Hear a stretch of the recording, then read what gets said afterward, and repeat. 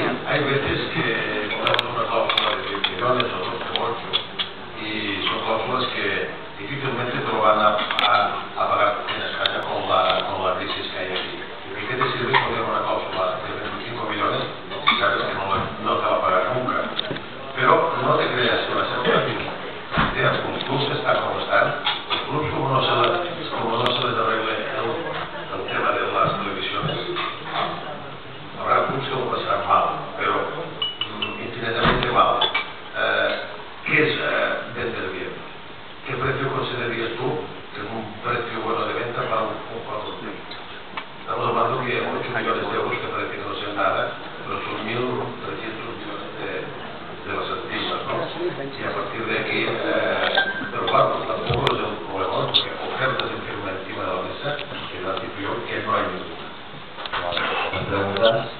Va a preguntar ahora el presidente de la Peña de Cornellà, el señor Sabino. Bona nit, Dani. Estic molt content de la joia que hem fet, però jo crec que no solament tenim que tindre una joia, sinó que tenim que tindre un equip competitiu. I per tindre un equip competitiu sé que ens falta molts diners i que ara estem en uns moments difícils. Però quan podem tindre un equip que estiguem entre els 6 millors de la Lliga, ja que pel nostre història i pel nostre club és on tindríem que estar realment.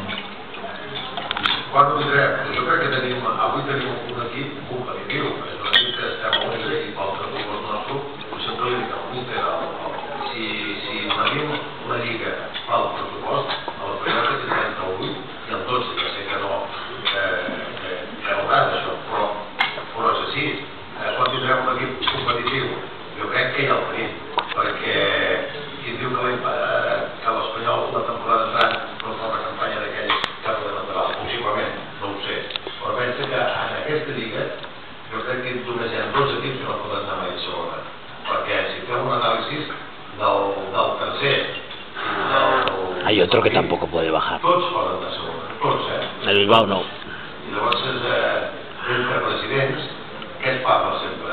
L'objectiu primer de tots els presidents, diguéssim dels 15, 16 o 17 equips, l'objectiu primer és mantindre't a primera perquè si no estàs a primera, realment el pou sense fons, el que jo sempre dic, és la desaparició de dins. L'Espanyol segur que no es passarà això perquè és molt difícil i impossible que puguem anar a segona, no sé si tenim aquest llista, no? I l'equip competitiu, doncs per mi, jo crec que ja el tenim i el projecte aquest que s'ha iniciat estic convençut que si seguim així, d'aquí un parell d'anys tot aquest projecte pot ser